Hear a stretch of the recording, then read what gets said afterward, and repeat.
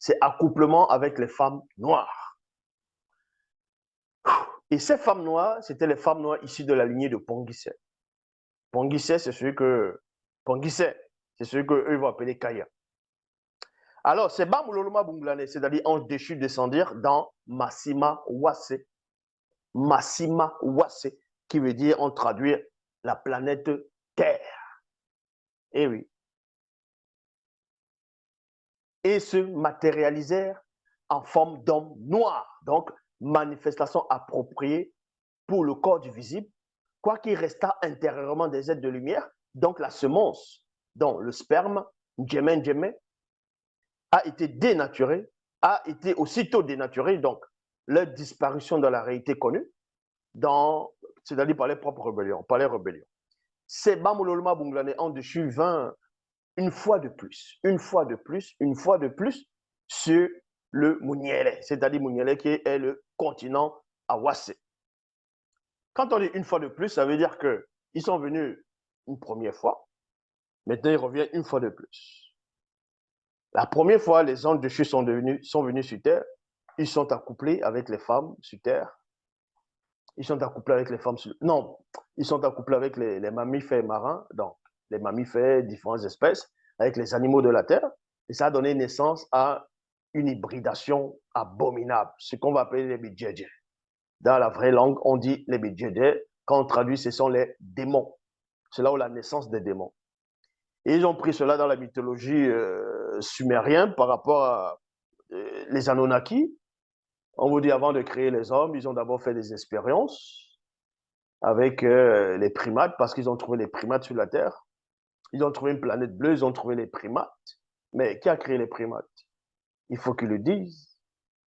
Même le récit de Gilgamesh, même le récit même des Anunnaki, eux-mêmes, ils sont dans la confusion, exactement comme ce fou de Raël, qui va venir parler des Elohim, que les Elohim lui ont parlé. Les Elohim, ce sont des dieux. Les Elohim.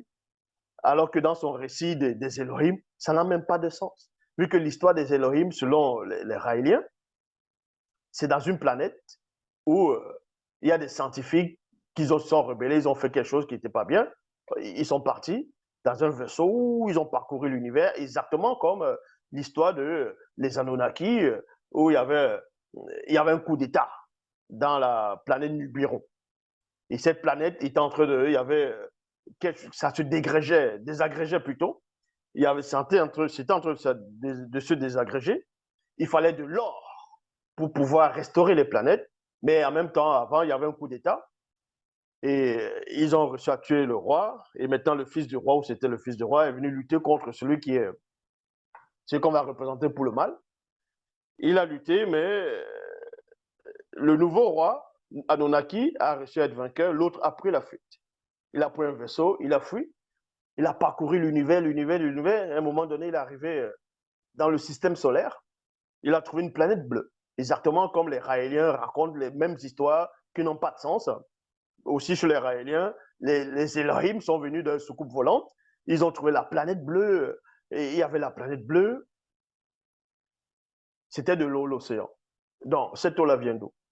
Cette planète, qui a créé cette planète? Les scientifiques ont venu parler, oh, le Big Bang, n'importe quoi. Mais qui a créé cette planète? Il n'y a pas d'effet sans cause. Cette planète est apparue comment? On sait déjà que dans les récits des Elohim, ce n'est même pas eux qui ont créé cela. Même dans les Bibles classiques, dans le livre de la Genèse au début, ce n'est pas écrit que Dieu a créé l'eau. Quand Dieu crée, au commencement, Dieu créa les cieux et la terre, mais les gens ont dit, oui, mais on dit les cieux, ça dit que dans les cieux, il y a de l'eau. Il faut la précision. Genèse chapitre 1, au commencement, Dieu créa les cieux et la terre. La terre était informe et vide, il y avait l'obscurité. Et on vous dit, l'Esprit de Dieu se mouvait au-dessus des eaux. Cette eau-là vient d'où? Ce n'est pas écrit au début de la Genèse que Dieu a créé cette eau-là. Cette eau-là venait d'où? C'est les mêmes récits qu'on retrouve à l'époque de Gilgamesh, qu'on retrouve chez les Anunnaki, les Elohim. Ils viennent, il y a toujours l'eau. Expliquez d'où vient cette eau-là.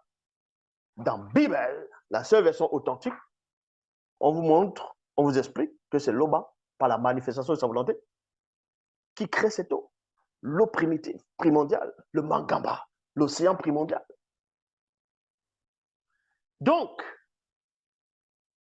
les Bamuloloma Bunglane ils sont descendus dans Massima Wase, donc la planète Terre. se matérialisait plutôt en forme d'homme noir, parce que c'est néanmoins des noirs, mais spirituels, ce sont des êtres spirituels, parce que là, ils ont le faciès des noirs. Mais quand ils viennent sur la terre, ils doivent apprendre le corps approprié, c'est-à-dire ils vont camoufler leur énergie, les puissances, les clartés, les lueurs, ce que vous allez appeler le rang, ainsi de suite. Ils vont camoufler cela.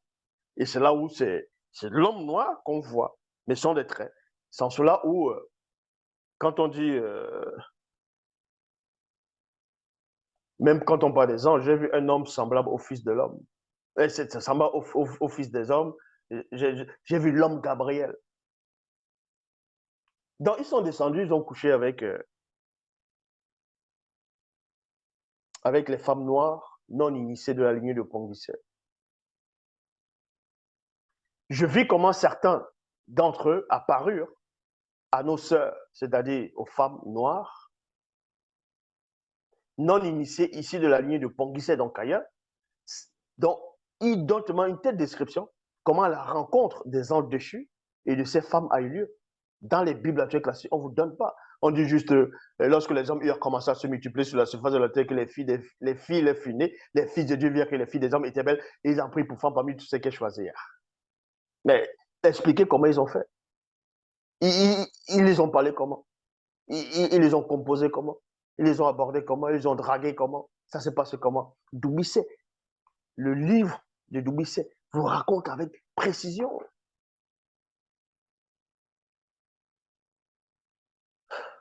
Certains de nos sœurs se trouvaient près du grand fleuve extrêmement limpide qui était en même temps un lac bien avant la grande inondation et la dérive des fragments du continent.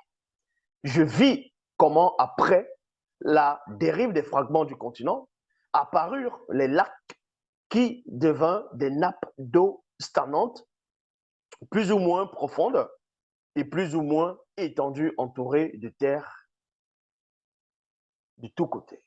Oh, on vous donne même l'origine des lacs, ainsi de suite. D'autres de nos sœurs, c'est-à-dire femmes noires, non initiées, issues de la lignée de Ponguissé, se trouvaient près des arbres, des plantations, dans plantations, en chemin et dans les villes. Oui, ville, c'est pour vous dire qu'il y avait la ville, il y avait la technologie, il y avait tout ça déjà. Ils maîtrisaient déjà ce qu'on appelle l'électricité pure. L'électricité pure.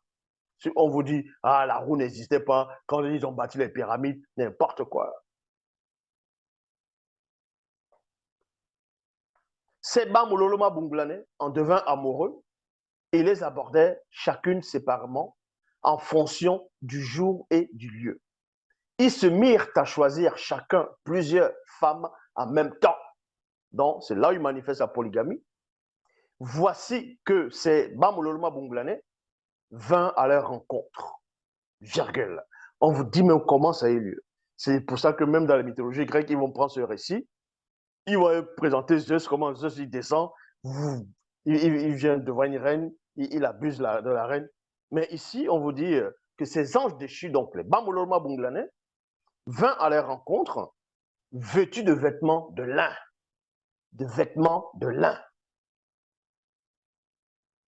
Je les entendis dire à plusieurs de ces femmes en ces termes que vous êtes belles et élégantes, entre parenthèses, délicieuses.